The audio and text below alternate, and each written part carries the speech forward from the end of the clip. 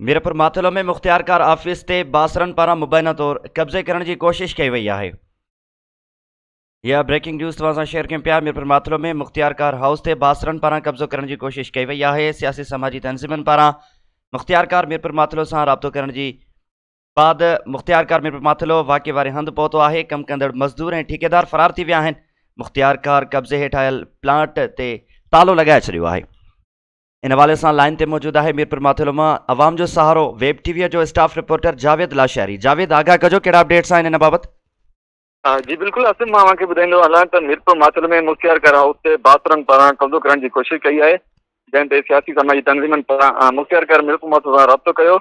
जंहिं बाद मुख्तियार कार मीरपुर माथलो वाक़े वारे हंधि पहुतो। मुख्तियार कार मीरपुर माथलो ऐं मीडिया टीम कब्ज़े वारे हंधि पहुचण ते कम कंदड़ मजदूर ऐं ठेकेदार फरार थी विया।